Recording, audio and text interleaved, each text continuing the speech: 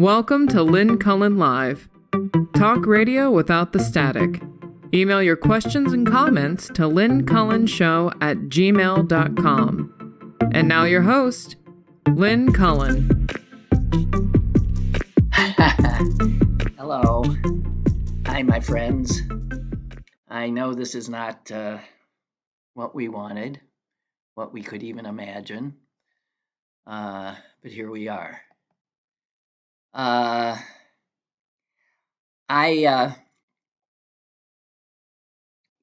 This outcome is what I found unimaginable and couldn't go there. But now I am there, and so I don't have to imagine it. I now must live it. And the sort of surprising thing is to me that I got out of bed and I got dressed and I sort of read the paper and I found myself cleaning up from some of the things from last night's dinner that I hadn't gotten to, and just sort of getting on with my life. And that in of itself seemed comforting. But wow. What I started to do, I went to bed before I knew, and I didn't have a good feeling. I kept pretending I did,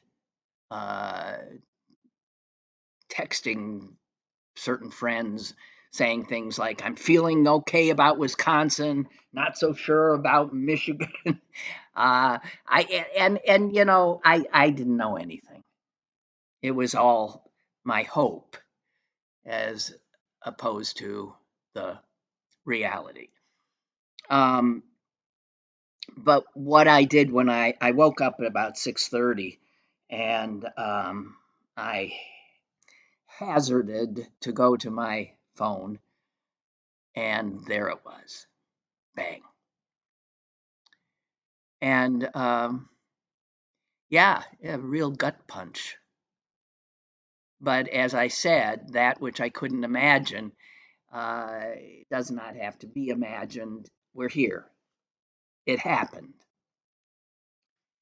And unlike the other side, we will accept the result. Joe Biden will give over power to, I can't even say his name.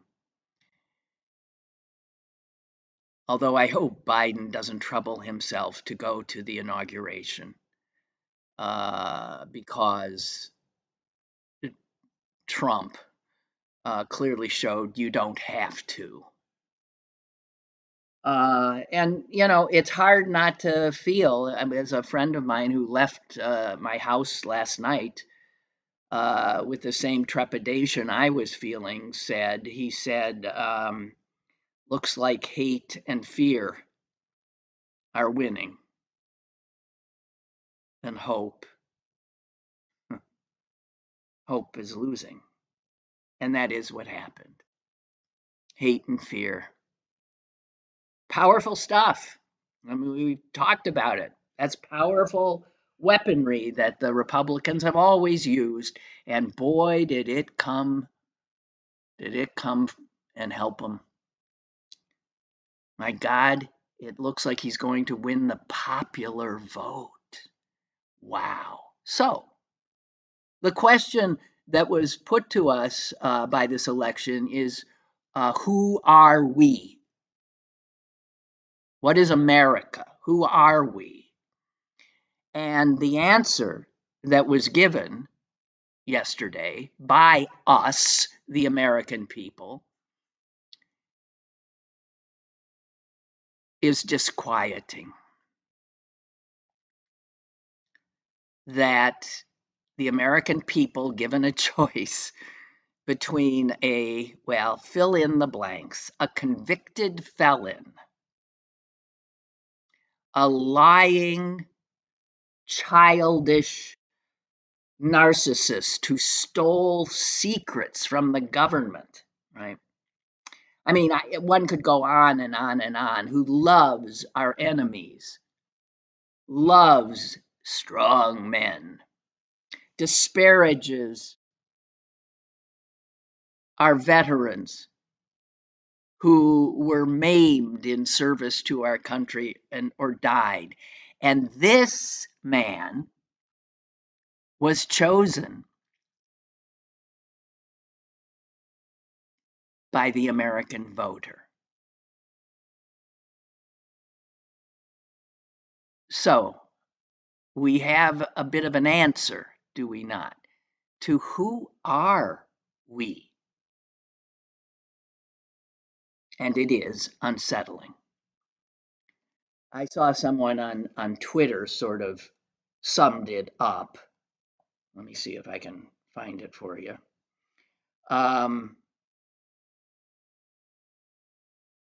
He was the worst president in history. And when he got voted out, he tried to stage a coup. Then he stole national secrets and sold the ones he didn't store in the bathroom. He was convicted of fraud, found liable of sexual assault, and convicted of 34 felonies. He is $500 million in debt, owned by God only knows who, and the biggest national security risk the nation has ever had. But at least he's not a black woman.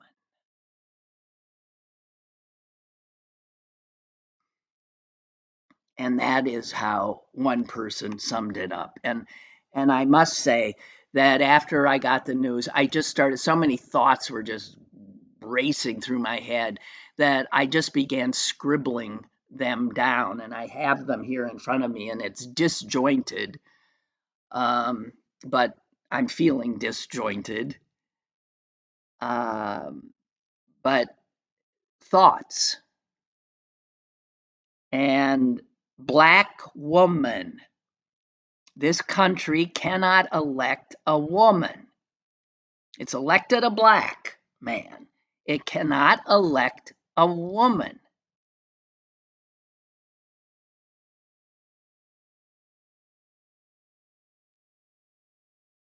Barbara is bristling at saying that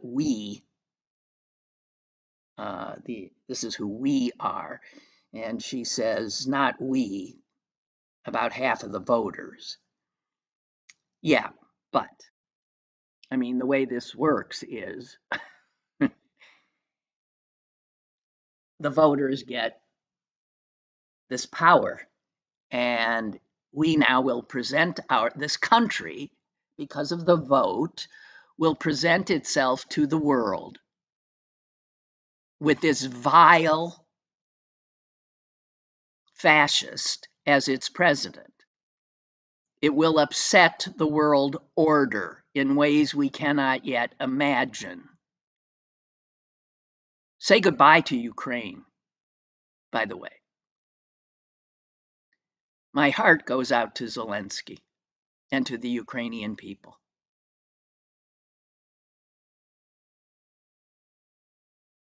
He'll waste no time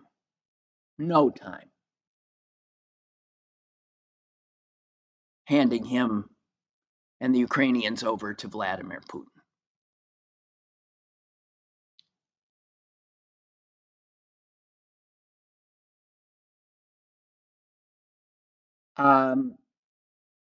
You don't even know where to start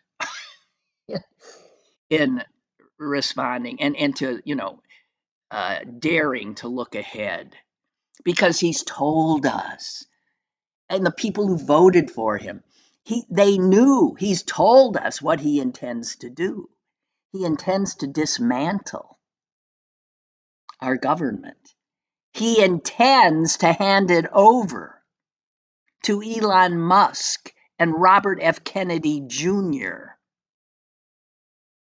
Stephen Miller, Stephen Bannon.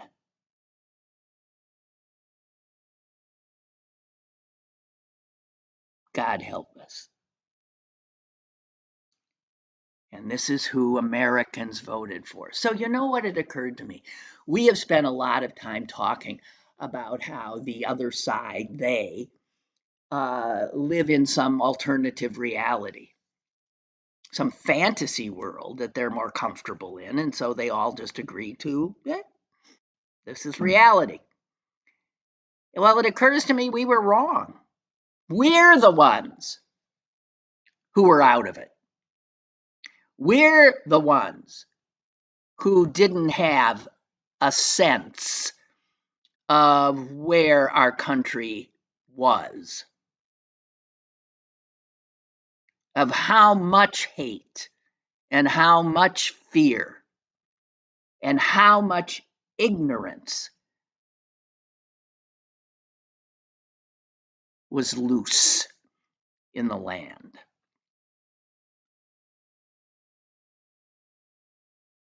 He improved his performance.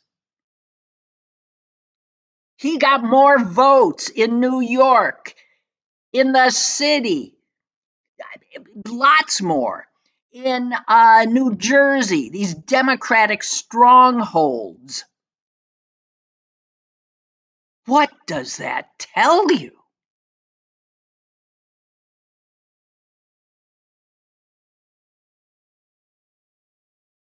And yeah, Latinos went for him. The men especially went for him. Young men went for him. Men went for him. And not enough women. We thought the women were going to save us. They tried.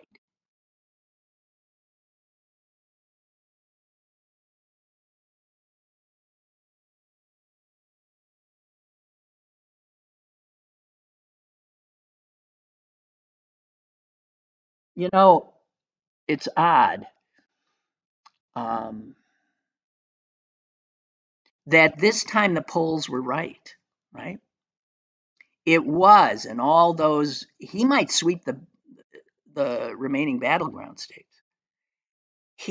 They said to us, it is so close, and it is in those battleground states. It is that tight, like 1%. And they kept saying to us, we can't call this, but it's possible it could break one way or the other in what'll look like a landslide, that one of these candidates could in fact sweep all the battleground states. And I, in my hopeful naivete, decided that that's what was going to happen. Only it was going to, of course, be Kamala Harris, whose support had been undercounted. No, it turns out again they undercounted him. Who are these people? I'll never be able to be with anybody anymore, ever. I have a doctor's appointment this afternoon, and I was thinking I was going to say something to the doctor. And then I thought, you can't. Because he might have voted for Trump.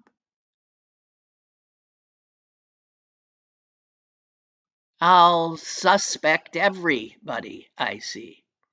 So I'm the person living in La La Land, me here in this neighborhood with all the Harris wall signs around me. You too, probably. Hmm? My sister and my mom driving through Wisconsin the other day, feeling assured, reassured. They saw so few Trump signs. My friend in West Virginia, same thing. Ah, what did we know? We were the ones who were not seeing the world around us clearly.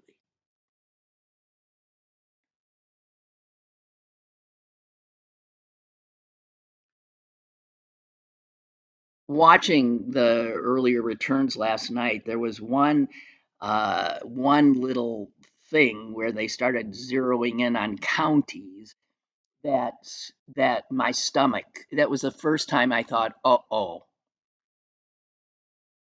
And it was relatively early. It was before anything was called in Michigan, but they zeroed in on Washtenaw County. That's where my brother lives. That's where the University of Michigan is. That is solid blue. And her numbers weren't where Biden's had been. And when I saw that, I thought, oh my God. Now that, who knows? That could be the pro-Palestinian voters. And it'll be interesting to see how many people refuse to vote for the Democrats and instead voted for Trump or sat it out when his policies toward the Palestinians and toward Israel will be everything they don't want. It's so maddening, the failure of voters to comprehend their own interests,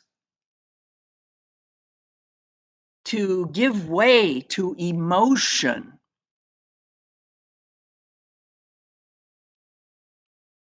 Extraordinary.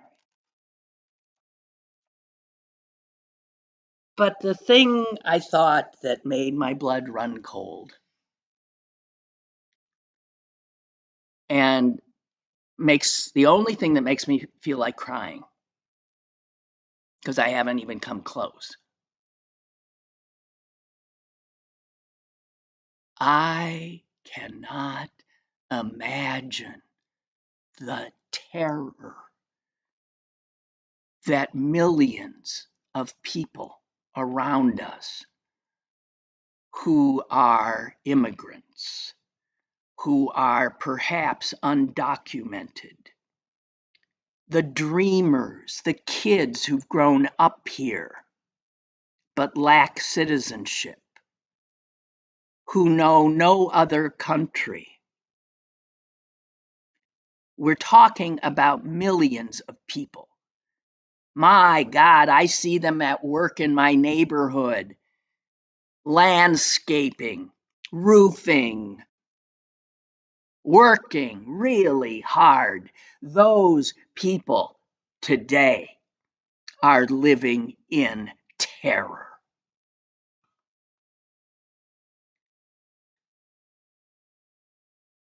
First of all, they know they're living in a country in which the majority of voters feared them enough to elect who they elected. A man who made as a centerpiece of his campaign vilifying them, calling them rapists and murderers, and saying absolutely with certainty, and we can believe it when they start building the camps, that he's going to round them up. Believe what he says. He's going to round these poor people up, who, by the way, buttress local economies. He's going to round them up. Those Haitians are going to have to stop eating the cats and dogs and run for their lives in Ohio and in Arizona and everywhere else they are, in Pennsylvania, in Charleroi. He's going to come for them, and he's going to stick them in concentration camps, in deportation camps. This is going to be the America we're going to live in.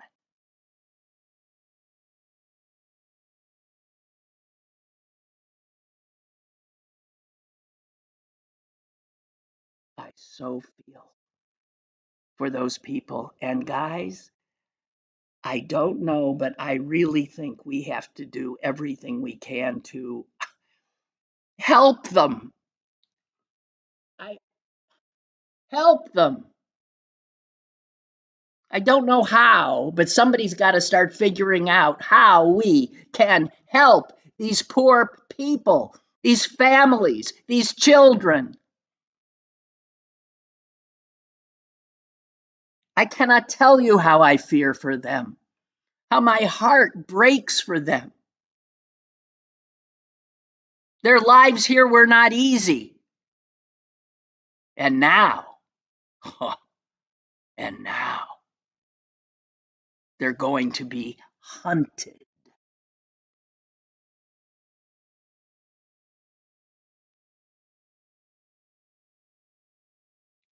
I fear for Liz Cheney. I fear for General Milley, for General Kelly. I fear for a lot of the people that this small little man, who will now become the 47th President of the United States of America, will in fact truly take revenge upon them.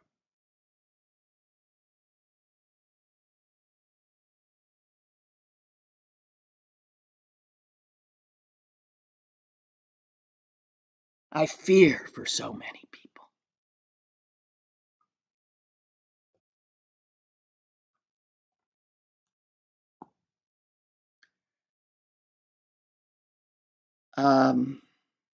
Speaking of Liz Cheney, she put this out, and it's God help her. She is one tough woman. Our nation's democratic system functioned last night, and we have a new president-elect. All Americans are bound, whether we like the outcome or not, to accept the results of our elections. We now have a special responsibility as citizens of the greatest nation on earth. I think we can start losing that little sobriquet. If this is the greatest nation on earth, let's get off. We now have a special responsibility as citizens of the greatest nation on earth to do everything we can to support and defend our Constitution, preserve the rule of law, and ensure that our institutions hold over these coming 4 years. Well, I don't know though, Liz, what power we're going to have. He could well control every branch of government. He's got the Senate, he's got the Supreme Court, he's got the executive, and he could well have the House of Representatives, right? Our only hope is somehow we grab the House. And I bet it doesn't happen. He will have a clear hold on every institution. And when has the law or the Constitution gotten in his way when he wants to do something? And now that he's surrounded by people who are equally lawless in their impulses, who's to stop it? She finishes up with this: citizens across this country, our courts, members of the press, those serving in our federal, state, and local governments must now be the guardrails of democracy. But Liz, he's already said he's going to throw them out and replace them with people who do not take an oath to the Constitution, but rather an oath to him.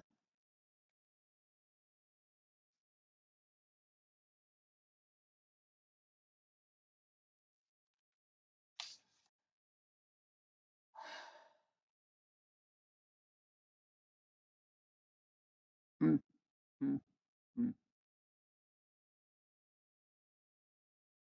Mary writes, honest to God, if it weren't for Lynn, I'd feel like an island. I live in a red area. We got each other's backs. We're going to have to live with this. But I say we don't stop fighting. We cannot stop fighting. And we've got to protect each other. Truly. Josh writes, this is the liberal meltdown I was hoping for. Who's melting down, Josh? I am actually calmer today than I've been for months. I am resolute. I am resolved. And I will hope that when America sees the mistake they've made, they will begin to remedy it in just 2 years with the first midterm election. But we got to somehow get through those 2 years.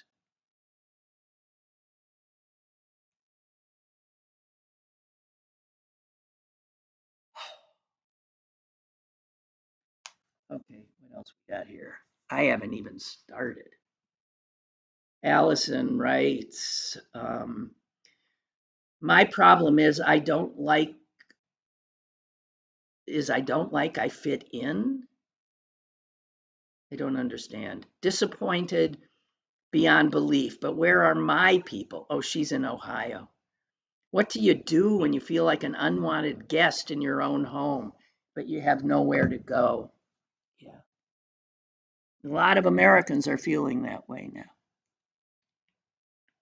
A lot. I can't imagine the rest of the world looking at this. Everything it feared, except, of course, the champagne corks going off in North Korea and the Kremlin, Hungary, Venezuela, all the autocrats. Yeah. Um,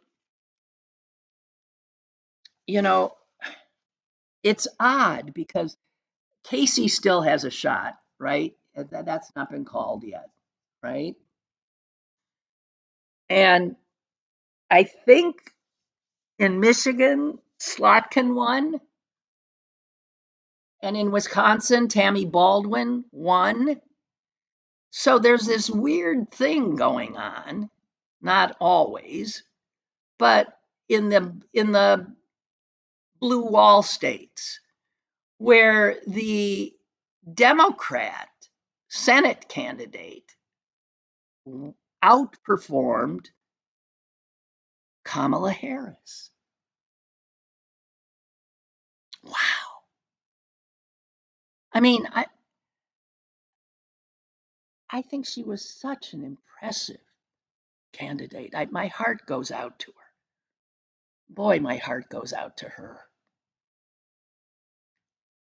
To have worked as hard as she did,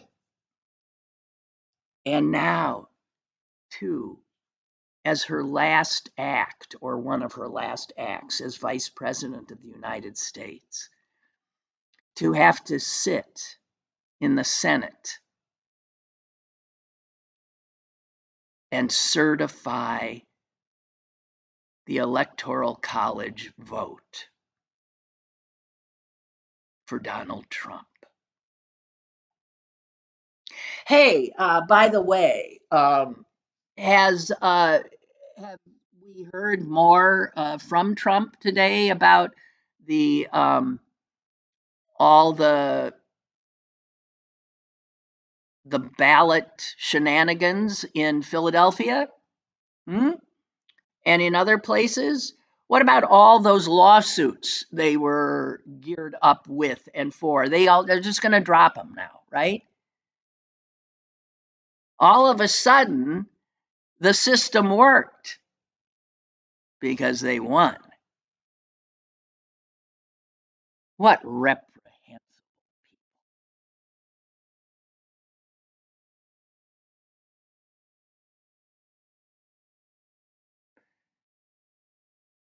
Chuck is quoting Joni Mitchell.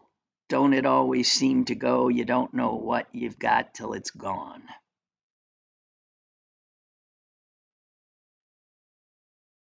And as for the recriminations of she didn't do this, he didn't do that, the message, blah, the this, that, none of that is helpful.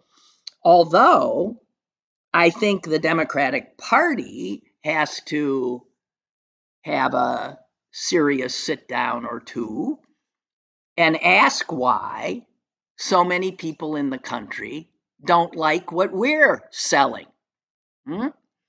And what is it that we're selling that they don't like?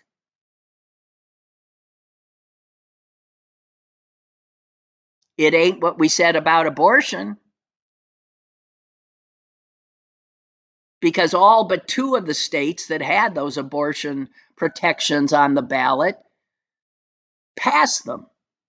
Red states passed them. Montana passed an abortion thing and threw out John Tester and elected a lying billionaire to replace him. Missouri, can't get redder than that state. They protected abortion.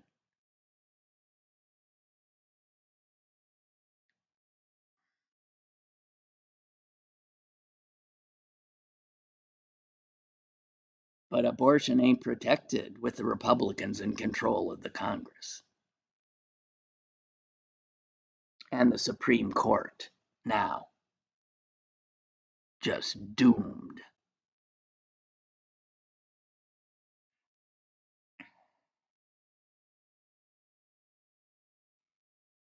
Democrats are going to have to figure out what it is that they don't like about us, because we can't, this is not the way it's been. Republicans don't win so many votes in a national election, and their candidate was a nightmare horror show.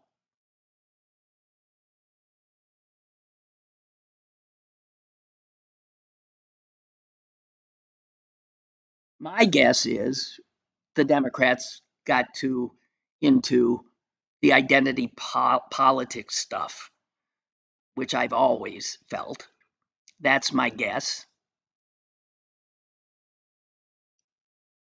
Good way to lose a whole bunch of people. Yeah. So,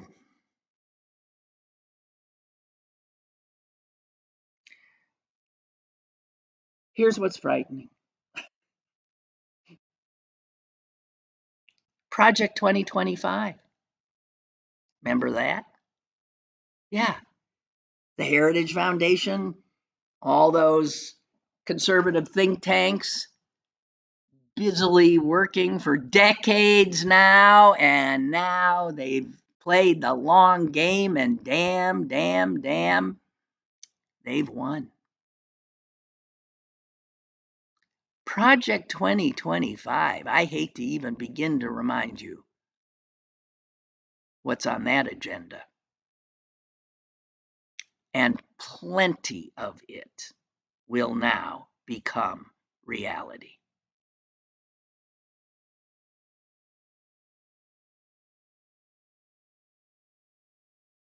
Josh writes they don't like the arrogance. Josh, will agree with you, and I have said that in the past. The self-righteousness, the condescending aspect of liberal progressive types. And that doesn't sit well. Nobody likes being condescended to. And we see it again, the students on college campuses, that kind of crapola. I mean, it's I agree. And once people think that of you, that you're looking down your nose at them, it's going to take a while to assure them that you're not. Now, I'll say this much. I don't get how, even if you feel disrespected by a party, that your way of getting back at them is to throw your own nation into the hands of clearly fascists, of people who do not respect the Constitution of the United States, who want to use the military against fellow Americans. I don't get that part at all.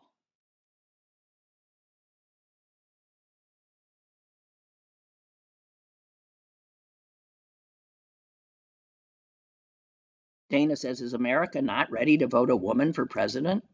Uh, the yeah, yeah. I was pointing out the other day, Mexico, macho land, macho country. They got a woman president. She's even a Jew on top of it. This country will not elect a woman, and this country will not elect a Jew. This country is a country filled with bigotry. Hate and fear win.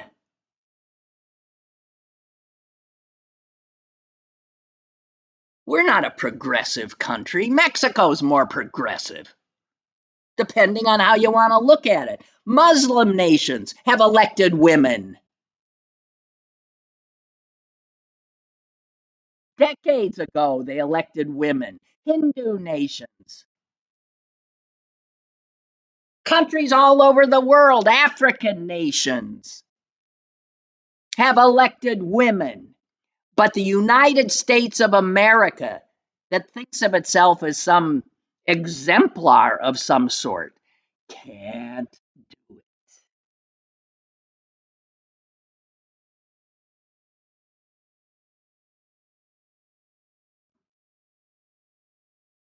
Elon Musk, coming at you.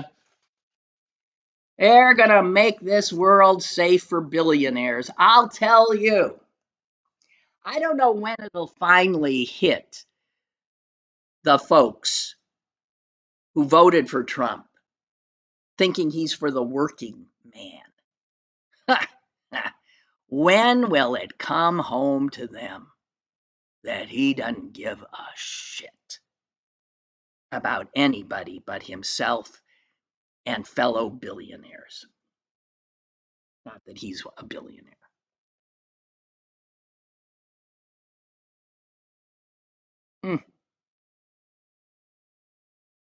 He's going to let all those insurrectionists out of jail.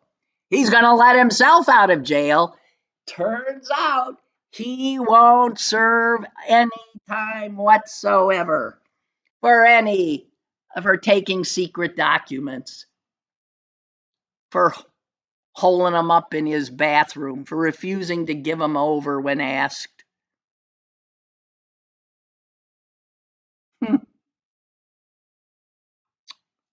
Whoa. I don't know about you. I don't feel safer when he lets all those insurrectionists out of prison. But I guess some people will feel safer because he's going to be rounding up, 8 and 9-year-old kids and their moms and dads and sticking them in concentration camps. Mind blowing. Mind blowing.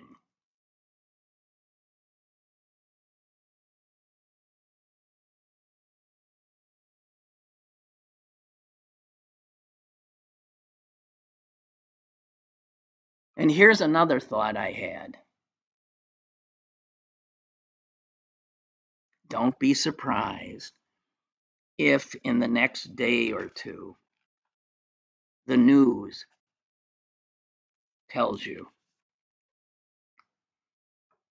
that Jimmy Carter has died. Yeah, that's almost meant as a joke, but not, right? Poor soul. He was hanging on because he wanted to vote for her, and he assumed naive even at the age of 100. He assumed the America he loved and he served could not possibly return Donald Trump to the White House.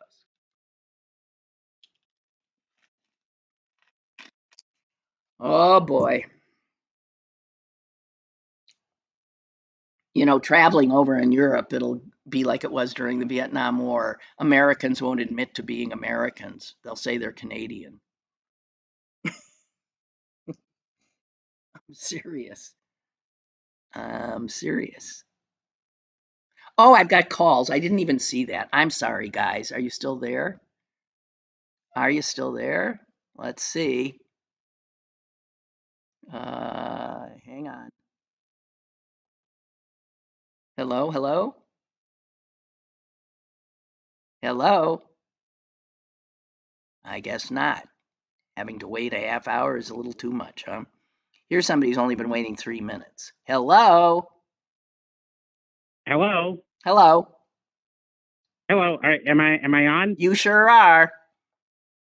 Well, I'm hoping this call will give you some good positive energy. It's your old friend Patrick Weeks. Oh, for And heaven's Sinsheimer's sakes. son. Hi. Hello. Hi. Hello. I wanted to call in because like you, I'm feeling I don't know what negative feelings. Yeah. I guess I wanted to. I brought some points down because I was going to forget them.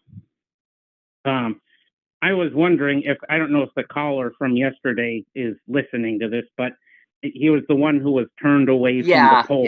Yeah. Is there any update? I don't know. No, is there any there's updates on that? No, I've heard nothing. But the sad reality is his vote wouldn't have changed the result. But yeah, no, I have not heard. I have not heard. That worried me when I listened to that. Of course, yes. That was where I personally went out. My point that I want to make is I went out and I bought 2 books by Trump's niece and nephew, who are anti-Trumpers. Right. I'm keeping them on my bookshelf because they show who he really is. Yeah. As if we needed any more hints. Yeah. But I'm keeping them on my shelf. Okay. I just worry that Trump is going to now be the next Hitler and start banning anti-Trump books left and right. Yeah. Yeah. No, your fears are totally justified. Yeah. But I myself am gearing up for 2026, the midterms. Yeah. We really need to. Yep. Don't move out of the country just yet. No. We need to gear up. No, we need to gear up. That's and right. Vote. That's right. That's right. Yeah. I agree with you totally. We got to get through these first 2 years, and then we've got to come roaring back in those midterm elections. Roaring back. Don't anybody leave. Yeah. We got to stay and fight, without a doubt. Yeah. Patrick, it's so good to hear from you. I hope you're well. I hope your mom is well, your mom and dad, and I'm so sorry about losing your grandmother. I heard about that. Thanks. Thanks. Well, it's a rough year. A boatload of suck to end the year. I say. It's a hell of a bad year. Yeah, indeed. Yeah. Thank you so much. I'm going to try to get some other callers in. Thank you, Patrick. No problem. My best to you. Okay. Bye. Bye. Bye. Bye. Boy, oh boy. That guy and I go way, way back. He was born in Bolivia, and I knew him as an infant. And wow. Oh, man. Haven't talked to him in a million years. Okay. Who else we got here? I think I can't quite tell who's who and what. Is this a call? Hello? Hello, can you hear me now? Yeah. That was me earlier. That was a half hour. I said hello, but I guess the cell phone networks decided to not work that Okay, but time. I'm glad you're back. Good. Okay, I am back, and yeah, what timing? This is Eric from yesterday when I told you about being turned away from the polls, and here's. So what happened? Did And you yes, get your sir, vote in? I did get my vote in. Good. What happened was after talking to you, and and I'm referring to, I don't know if it's he or she, Gigi, for giving me the phone numbers, which I did utilize. Wonderful. Which, and later I got a call from somebody saying that they understood that I needed a ride to the polls. I said yes. Wow. Told them what happened, and like after an hour, a really nice young couple came, picked me up. Wow. Not only that, but I told them the situation. They have phone numbers on hand, in case they give me spec going back there. I did request a provisional ballot. They provided. Yeah. And I was very careful. Voted for the right one, of course, But, yeah. Took a lovely picture with them. And if anything, I mean, I'm in a very negative mood right now, make no mistake. But I have to think about that moment that there were people like that to help me. Yes. Isn't that wonderful? You know what? That makes this call is so wonderful. And Patrick, who called right before you, will obviously be very happy to hear it because you heard. Yeah, I know. I heard him, and I'm thinking, great. Yeah. No, well, I'm glad people are concerned because it feels like not a lot of people are. No, but they are. And you saw, you were on the receiving end of a lot of care yesterday, which I thought was really wonderful. And I'm sorry that we're not in a happier mood today. But boy, thank you so much for calling back and giving us the rest of the story, as they say. Yeah, I was going to email. I actually did email you about, I was feeling negative at the time, and yes, Gigi, it's Eric. I'm also E1 in the chat. Oh, okay, okay. I will say, I will also say too, though, that look, I don't agree with Josh Hart calling it a meltdown. I don't know why he wants to have us a meltdown, but to his credit, I will say that I agree with him that there are some of us that have an arrogant tone of voice about how we present our ideas. That's correct. I agree. And unfortunately, and I hope he's listening. I will say that I had a mother who was like that. She had, it's one of those things where tone of voice means everything in communication, not just what you say. And my mother has a way of presenting things sometimes that. Did you ever watch Cheers? Yeah. She has a way of acting like her version of Cliff Clavin when she gives me information. Okay. Eric, da da da da da da, and as soon as I hear that tone of voice, it's like I go into Charlie Brown mode, and it's like wah wah wah wah wah wah. Because I mean, look. Yeah. Look, I know you have a great multitude of knowledge, but if you talk to me in that tone of voice, it's like you are verbally looking down on me. Well, that's a good way of explaining, that kind of condescending tone. And I realize that sometimes you have to communicate with people in a much better way. Case in point, I was at a job, and there was this guy who was just like old, bent out of shape about us Democrats, and he was like getting on. He started to talk to me, and to paraphrase it, he got to the point, and then he says, "All because you are trying to take our guns away from us." Now I could have reacted and go, "What do you mean?" What happened? I guess I'm sorry. I don't know what. Did I lose you? I'm sorry. God dang it. With me at the controls here, I'm going on to another caller. I am sorry, Eric. Hello? Hello? Hello? Hello, go ahead. Okay, hey. Yeah. when you got to rely on the swing states that swing back, the word swing back and swing the other way. Yeah. It's kind of like, forget it. Because what happened is it swung back. And the next, I think we're in for every 4 years, we're going to have a new president. I believe people don't see the, I voted for Campbell and everything. And I just wish they would have done a primary. I wish they wouldn't have. Well, that's anything if wishes were, and Biden should have said something sooner. Biden, come on. All right. None of it gets us anywhere. I hear you, but but I agree. The pendulum. Go back and forth. Yeah, the pendulum will keep swinging, and the problem with that is we end up getting nowhere. No. We just get nowhere, really. Hey, I got to run. I want to thank you for the call. Thanks for calling in. I've got to, I'm all mucked up here, so forgive me. Okay? Okay. I don't know what, I want to get in. Father Joseph has emailed. I haven't heard from him in so long, and he was such a respected member of our audience, and I so loved his insight. So I haven't read this yet, so I'll just read it right to you.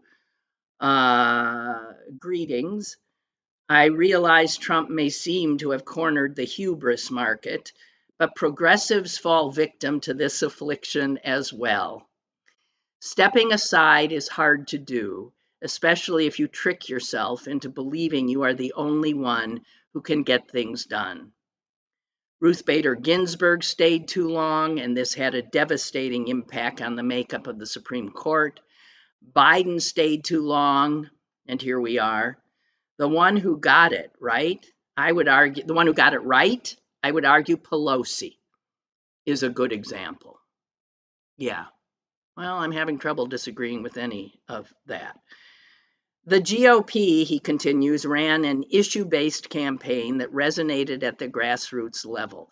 The economy, the border, and extracting our nation from global conflicts. Some would call that appeasement, but I digress. And I just want to say this because I can't help it. They ran an issue-based campaign, a lies-based campaign, based on lies about the economy, about the border. Just want to add that, excuse me. Back to Father Joseph. Progressives did not have enough time to build the case for Harris after Biden withdrew. Hubris. To some extent, we have met the enemy and it is us. That's a great line from Pogo. Well, so the last caller who I just hurried off was saying exactly this same thing when I said, well, what if? No time to grieve, says Father Joseph. Grief is a luxury. It is time to roll up our sleeves and focus on those midterm races for the House. We can do this. Better days ahead. Okay, perhaps way ahead. But we can do this. Well, thank you for that. I do truly appreciate it. I had wanted time to share with you something I had read. And Delana says, Joe is spot on. This is a rebuke of Biden. Gigi writes, I'm so glad you were able to vote, Eric. Leave the country to go where? This brings the whole world down. There ain't no place to run to. Okay, fine. This is, again, what a strange world Trump has given us, in that I am going to quote to you some guy I used to detest, and that is Bill Kristol, a neoconservative, but a never Trumper. And he wrote something today that I won't now do the whole thing, but he starts with this: the American people have made a disastrous choice, and they have done so decisively and with their eyes wide open. Okay, I'm just going to cut.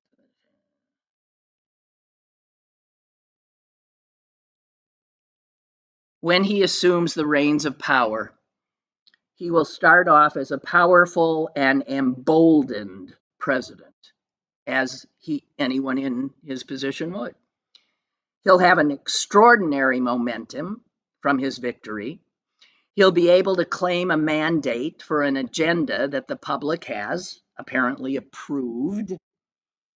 He'll have willing compatriots and politicians at his disposal. Under the guidance of J.D. Vance, Elon Musk, Tucker Carlson, Stephen Miller, eager to help him advance the agenda, he'll have a compliant Republican majority in the Senate, and it looks as if Republicans may narrowly hold the House. It is hard to imagine a worse outcome. If you think, as I do, that Trump's agenda could do great damage to the country and to the world, if you think of deportations of immigrants and the betrayal of brave Ukrainians, and you shudder, if you think that turning our health policy over to Robert F. Kennedy Jr. will cause real harm, you're right to feel real foreboding for the future. And of course, there is no guarantee that the American people will turn against Trump and his agenda. Whoa. They knew fully well who it was they were choosing this time. Their support may well be more stubborn than we would like to acknowledge. It certainly has been over the last 4 years. So, we can lament our situation. We can analyze how we got here. We can try to learn lessons from what has happened. We have to do all of these things. But we can't only do those things. As Churchill put it, in defeat, defiance. In defeat, defiance. We will have to keep our nerve and our principles against all the pressure to abandon them. We will have to fight politically and to resist, unlike some, lawfully. We will have to do our best to limit the damage from Trump, and we will have to lay the groundwork for future recovery. To do all this, we will have to constitute a strong opposition and a loyal opposition, loyal to the Declaration and the Constitution, loyal to the past achievements and future promise of this nation, loyal to what America should be. And we'll have to have the fortitude to say, yes, at times a majority of the American people can be wrong. We were wrong on November 5, 2024. He goes on to say, I've sometimes quoted John McCain's wonderful comment, something he used to say with deadpan irony. It's always darkest before it turns pitch black. But the real McCain, he says, was cheerful about life and hopeful about America. So as I write this morning, and as I contemplate the dark and difficult period ahead, I'll instead invoke, as McCain would in this circumstance, the original sentiment that he was using as his foil. As the mid-19th century Irish writer Samuel Lover remarked, there is a beautiful saying amongst the Irish peasantry to inspire hope under adverse circumstances. Remember, they say, that the darkest hour of all is the hour before day. Hope under adverse circumstances. That's what we need, hope, followed by thought and action, all to help bring about a new day for the great nation which has for now made a terrible, terrible mistake.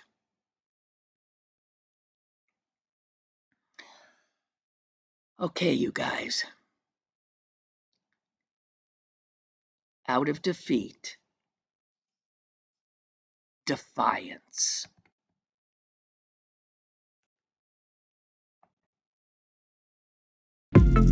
Lynn Cullen Live, Monday through Thursday from 10 a.m. to 11 a.m. and archived at pghcitypaper.com. The opinions expressed on Lynn Cullen Live are those of the host and do not necessarily reflect the viewpoints of Pittsburgh City Paper or its advertisers.